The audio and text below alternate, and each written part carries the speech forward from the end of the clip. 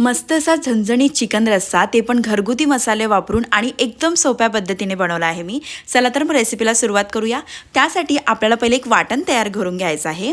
इथे मी एक लोखंडी तवा गरम करायला ठेवला आहे। त्यामध्ये बेसिक खडे मसाले टाकून घ्यायचे आणि थोडंसं भाजून घ्यायचं मसाले।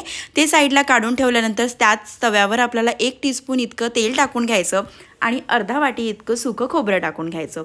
खोबरं सुद्धा गोल्डन ब्राउन होतपर्यंत चांगलं भाजून घ्यायचं आणि साईडला काढून घ्यायचं। त्याच तव्यावर मी इथे आपल्याला 3 उभे चिरलेले कांदे टाकून घ्यायचे आहे आणि त्याला पण गोल्डन ब्राउन होतपर्यंत चांगलं भाजून घ्यायचं आहे। इथे आपला कांदा चांगला गोल्डन ब्राउन भाजून घेतलेला आहे आपण आणि हे साईडला काढून घ्यायचं, सगळं थंड करू द्यायचं आणि नंतर याला मिक्सरला एक छान वाटण करून घ्यायचं। कढईमध्ये 3 टेबलस्पून इतकं तेल टाकून घेतलेलं आहे। अर्धा उभा चिरलेला कांदा टाकून घ्यायचा। कांदा जसा गोल्डन ब्राउन झाला त्यामध्ये अद्रक लसणची आपल्याला 1.5 टीस्पून इतकं पेस्ट टाकून घ्यायची आहे। पेस्ट टाकून घेतल्यानंतर ते चांगल्या प्रकारे फिरवून घ्यायचं आणि मग यामध्ये या स्टेजवर फ्रेश कोथिंबीर टाका, त्याने मस्त टेस्ट येतो।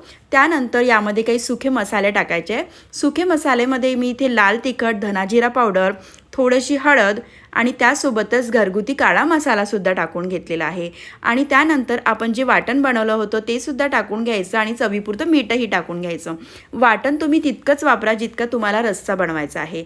मी इथे वाटण टाकून घेतलं, सर्व मिक्स करून घेतलं मसाल्यामध्ये। त्यानंतर यामध्ये थोडंसं पाणी ॲड करायचं आहे आपल्याला आणि मग त्याला झाकण ठेवायचं आणि मसाल्याला छान तेल सुटेपर्यंत मसाला चांगला शिजू द्यायचा। मसाल्याला इथं मस्त तेल सुटलेलं आहे। मग त्यामध्ये आपल्याला इथं अर्धा किलो चिकन टाकून घ्यायचं आहे आणि मस्त मिक्स करून घ्यायचं मसाल्यामध्ये चिकन आणि मग याला चांगलं मसाल्यामध्ये शिजू द्यायचं आहे। मसाल्यामध्ये चिकन शिजू द्यायचं आणि मग त्यामध्ये थोडंसं पाणी ॲड करायचं। आपण पहिले फिरवून घ्यायचं आणि नंतर आपल्याला थोडं पाणी ॲड करायचं आहे आणि चिकन आपलं जोपर्यंत शिजत नाही तोपर्यंत थोडं पाणी ॲड करायचं। ॲट अ टाईम पूर्ण पाणी ॲड करू नका।